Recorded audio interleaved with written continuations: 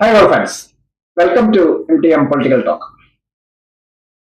തമിഴ്നാട്ടിലെ രാഷ്ട്രീയ സമവാക്യങ്ങളിൽ TVK എന്ന നടൻ വിജയിയുടെ പാർട്ടി കൂടി എത്തിയിരിക്കുകയാണല്ലോ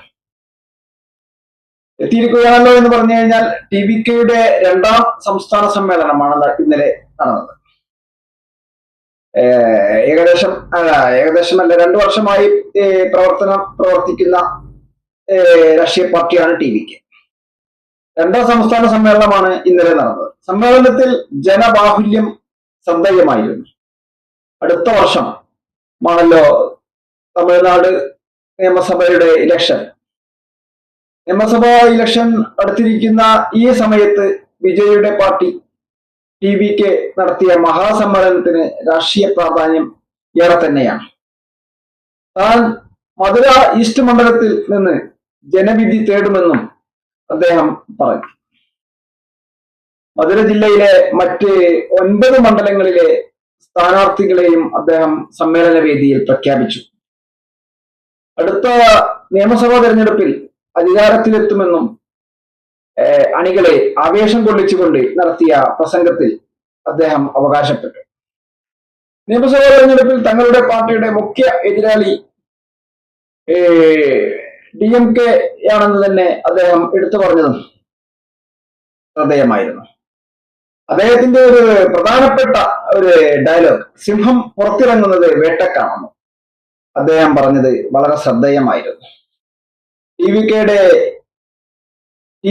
234 സീറ്റിലും മത്സരിക്കും.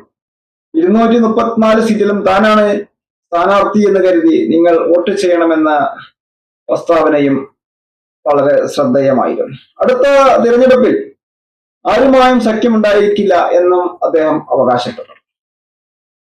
TVKയുടെ മത്സരം ഒറ്റക്കായിരിക്കും, അതാണ് അദ്ദേഹത്തിന്റെ അവകാശവാദം എന്നാണ് ഇതിൽ നിന്ന് മനസ്സിലായത്. അണികളെ അദ്ദേഹം സിംഹക്കുട്ടികൾ എന്ന് വിശേഷിപ്പിച്ചു. സദസ്സിനെ ഇളക്കി മറിക്കുകയായിരുന്നു.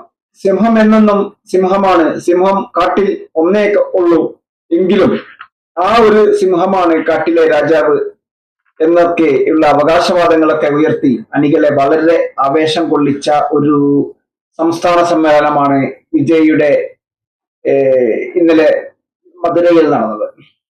തീർച്ചയായും തമിഴ്നാട് രാഷ്ട്രീയത്തിന് വളരെ പ്രാധാന്യം ഉള്ള സമ്മേളനങ്ങളൊക്കെ തന്നെയാണ് ഇപ്പോൾ വിജയിയുടെ സമ്മേളനവും നമ്മൾ വിലയിരുത്തേണ്ടത്. തമിഴ്നാട്ടിലെ രാഷ്ട്രീയം സമവാക്യങ്ങൾ അങ്ങനെ തന്നെയാണ്. അവിടെ ചില മാറ്റങ്ങളൊക്കെ ഉണ്ടാവും എന്നൊക്കെ രാഷ്ട്രീയ നിരീക്ഷകരൊക്കെ കരുതുന്നുണ്ട്. അതും ഒരു യാഥാർത്ഥ്യമാണ്. വിജയിയുടെ സമ്മേളനം ജനബാഹുല്യം കൊണ്ട് ശ്രദ്ധേയമായിരുന്നു. അത് ഒക്കെ വോട്ടായി മാറിയാൽ അത് അവരുടെ പാർട്ടിയുടെ മുന്നേറ്റം തന്നെയാണ് സൂചിപ്പിക്കുന്നത്. വോട്ടായി മാറുകയാണെങ്കിൽ അവരുടെ പാർട്ടിയുടെ മുന്നേറ്റം തന്നെയാണ് അതിനെ സൂചിപ്പിക്കുന്നത് എന്നത് യാഥാർത്ഥ്യമാണല്ലോ. ഏതായാലും തമിഴ്നാട് രാഷ്ട്രീയം 2026 വിജയിയുടെ പാർട്ടി കൂടി മത്സര രംഗത്തുണ്ടാകുമ്പോൾ 2, 3, 4 മുന്നണികളായി, അതല്ലെങ്കിൽ വിജയിയുടെ പാർട്ടി ഒറ്റക്കും മറ്റുള്ളത് ഒരു മുന്നണിയായും 2, 3 മുന്നണിയായും ഒക്കെ, അല്ലെങ്കിൽ 2ൽ കൂടുതൽ മുന്നണികളുള്ള പിന്നെ ഒറ്റക്ക് മത്സരിക്കുന്ന പാർട്ടികളും ഒക്കെ തമിഴ്നാട് രാഷ്ട്രീയത്തിൽ നമുക്ക് കാണാൻ കഴിയും. കാരണം 2ൽ കൂടുതൽ മുന്നണികൾ ഉണ്ടാവും എന്നത് യാഥാർത്ഥ്യമാണ്. അതും മൂന്നാമത്തെ കൂട്ടുകക്ഷികൾ ആരൊക്കെ, പിന്നെ ഒറ്റക്ക് മത്സരിക്കുന്നവർ ആരൊക്കെ, ഇതൊക്കെയാണ് ഇനി നോക്കേണ്ടത്. ഏതായാലും തമിഴ്നാട് രാഷ്ട്രീയത്തിൽ TVK എന്ന വിജയിയുടെ പാർട്ടി ചുവടുറപ്പിച്ചു കഴിഞ്ഞു. അദ്ദേഹം മത്സരിക്കുന്ന സീറ്റ് അദ്ദേഹം പ്രഖ്യാപിച്ചു കഴിഞ്ഞു. മധുര ഈസ്റ്റ് മണ്ഡലത്തിൽ നിന്ന് അദ്ദേഹം മത്സരിക്കുമെന്ന് പറഞ്ഞു. ആ മധുരയിൽ നിന്ന് തന്നെ 9 സ്ഥാനാർത്ഥികളെ കൂടി സമ്മേളന വേദിയിൽ വെച്ച് അദ്ദേഹം പ്രഖ്യാപിക്കുകയുണ്ടായി. ഏതായാലും വിജയിയുടെ പാർട്ടി തമിഴ്നാട് രാഷ്ട്രീയത്തിൽ ചുവടുറപ്പിച്ചു കഴിഞ്ഞു. അദ്ദേഹം ഒരു രണ്ടാം മഹാസമ്മേളനം തന്നെയാണ് ഇന്നലെ നടത്തിയത്. അതൊക്കെ ലോകം ഒട്ടുക്കും വീക്ഷിച്ചതുമാണ്. ഇനി 2026 നടക്കുന്ന നിയമസഭാ തെരഞ്ഞെടുപ്പ് തന്നെയാണ് അദ്ദേഹത്തിന്റെയും ലക്ഷ്യം.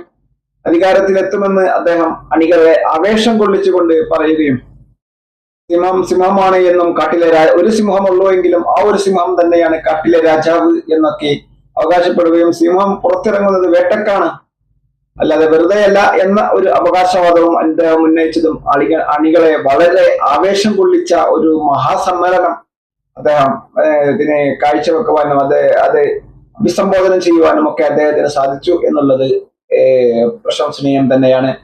രാഷ്ട്രീയത്തിലെ പുതിയ ചുവടുവെപ്പുകൾ രണ്ടാം മഹാസമ്മേളനത്തോടു കൂടി അദ്ദേഹം പുതിയ രാഷ്ട്രീയ സമവാക്യങ്ങളൊക്കെ തമിഴ്നാട് രാഷ്ട്രീയത്തിൽ ഇനി വരുവാൻ പോവുകയാണ് എന്നൊക്കെയാണ് ഇതിൽ നിന്ന് നമുക്ക് മനസ്സിലാക്കാൻ സാധിക്കുന്നത്. ഏതായാലും ഒരു ഏകദേശം 8 മാസം നമ്മളെ കേരള നിയമസഭയുടെ ആ സമയത്ത് തന്നെയായിരിക്കും തമിഴ്നാട്ടിലും ഇലക്ഷൻ ഉണ്ടാകുവാൻ പോകുന്നത്. ഏകദേശം 8 മാസം മാത്രമാണ് തമിഴ് നിയമസഭാ തെരഞ്ഞെടുപ്പിന് ബാക്കിയുള്ളത് എന്നാണ് മനസ്സിലാക്കുന്നത്. ഏതായാലും 8 മാസം കാത്തിരുന്നു കഴിഞ്ഞാൽ തമിഴ്നാട് രാഷ്ട്രീയത്തിൽ വരാൻ പോകുന്ന മാറ്റങ്ങളും വിജയുടെ പാർട്ടിയുടെ സ്വാധീനവും ഒക്കെ നമുക്ക് മനസ്സിലാക്കാൻ സാധിക്കും. സമ്മേളനത്തിൽ ജനപങ്കാളിത്തം ശ്രദ്ധേയമായിരുന്നു, അദ്ദേഹത്തിന്റെ പ്രസംഗവും ശ്രദ്ധേയമായിരുന്നു, അതൊക്കെ വളരെ ശ്രദ്ധേയവും ആയിരുന്നു. തീർച്ചയായും തമിഴ്നാട് രാഷ്ട്രീയത്തിൽ വരാൻ പോകുന്ന മാറ്റങ്ങളെ കുറിച്ചും അദ്ദേഹം അവകാശവാദങ്ങളൊക്കെ ഉന്നയിച്ചു. തീർച്ചയായും നമുക്ക് കാത്തിരുന്ന് കാണാം എന്ന് തന്നെയാണ് ഇതുമായി ബന്ധപ്പെട്ട് നമുക്ക് പറയാൻ സാധിക്കുന്നത്. ഏതായാലും ഈ വീഡിയോ മുഴുവനായും വീക്ഷിച്ച് താങ്കൾക്ക് നന്ദി. താങ്കൾ ഈ ചാനൽ ഇതുവരെ സബ്സ്ക്രൈബ് ചെയ്തില്ലെങ്കിൽ സബ്സ്ക്രൈബ് ചെയ്യുവാനും അഭിപ്രായ നിർദ്ദേശങ്ങൾ എന്താണെങ്കിലും അത് കമന്റ് ബോക്സിൽ രേഖപ്പെടുത്തുവാനും ലൈക്ക് ചെയ്യാനും ഓർമ്മിപ്പിക്കുകയാണ്. അടുത്തൊരു വീഡിയോയുമായി വീണ്ടും കാണാം. വീണ്ടും കണ്ടുമുട്ടും വരെ, വീണ്ടും സന്ധിക്കും വരെ വണക്കം. നന്ദി, നമസ്കാരം.